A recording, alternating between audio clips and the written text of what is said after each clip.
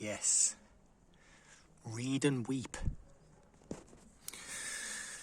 Okay, so if you're one of the lucky or unlucky people that have purchased a Gravel King SS, then you have my sincerest sympathy. I'm going to attempt to give you a few tips on how to put these tyres on tubeless, because they are by far the worst tyres I have ever tried to put on. So, you've bought the tyres and you've got them onto the rim, and you're thinking to yourself, there's no way this tyre's going to go on here. It's too baggy. In fact, I haven't even used a tyre lever to put it on. In fact, I haven't even broke a thumbnail putting these tyres on. That's how easy they are to get them on the rim. Now, if I'm honest, that's always a big concern for me, that I don't struggle to get a tyre on the rim. Now, these rims are Fulcrum DB 900 gravel rims. They're specific for gravel riding, and they're a 19 90mm internal, so they're certainly wide enough. Now, I put them on, and yep, they were spinning around more or less on the rim.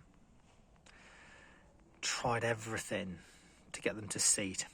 I've got a Beto floor pump, which has the built-in chamber in to do tubeless tyres.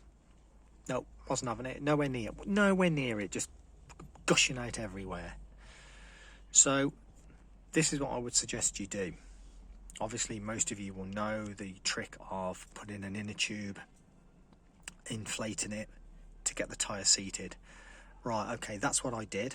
Left it on for a few hours, took it off. No change. You've got to leave these tyres on for a couple of weeks. Seriously. So these tyres were left on for around 3 weeks. The bike was ridden a few times.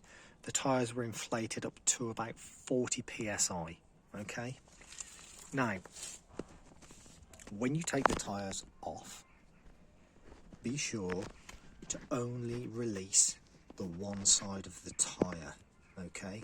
So you're going to leave one side seated in the well of the rim and the other side opened up to remove the tube. Okay. Now, reseat the tyre all the way round, remove the valve core, put your compressor or floor pump, which has the air chamber inside it. You're going to need one. I don't think you're going to do this without using some sort of high pressure device. Now, get the wheel and lie it down on the floor flat. Now, the side of the tyre that you opened up, make sure that that is the side which is facing the floor. Okay, so basically the tyre which is seated on the rim, that needs to face you, and the side which was opened up for the tube, it needs to be facing the floor. Now, put your pump connection onto the valve. Remember to remove the core, okay, and hold that part of the tyre where the valve is, push it in with your hands and make sure no air can escape from around the valve. Okay, that's really important. Now, my thinking was let gravity pull the tyre down into the rim. It's lay flat, and as I said, hopefully it will allow it to sit down into the well. Now, this should work. It worked for me. First of all, I did it with my mate's compressor, and secondly, I did it with my Beto pump, which has got the chamber inside, and it did work. All right. Now, these tyres are still leaking. I got up the other morning and they were flat. Now they're 43mm, so I've put 100 millilitres of Stan's fluid into them. Alright, and I should have probably left them off the bike and just sat them flat for 24 hours and flipped them over, but I couldn't be bothered. I may still have to do that. But anyway, I'm hoping this may be of use to some of you, because seriously, these are an absolute nightmare. I mean, I had some Vittoria G2 tyres. They weren't too bad to get on.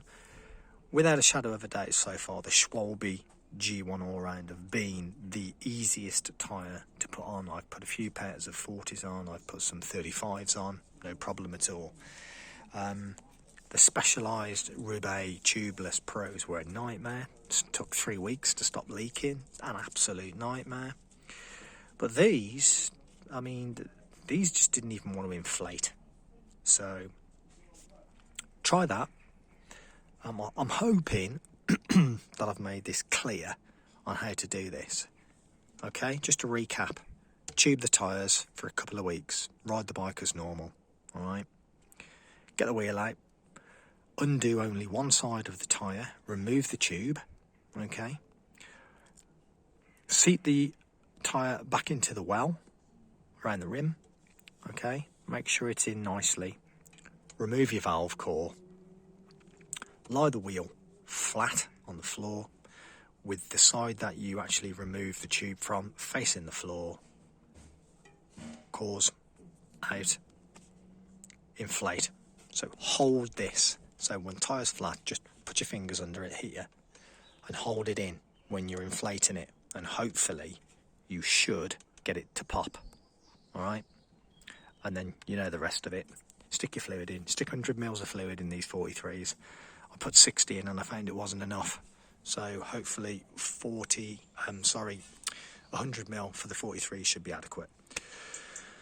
And let me know how you get on. Alright folks. Ciao ciao.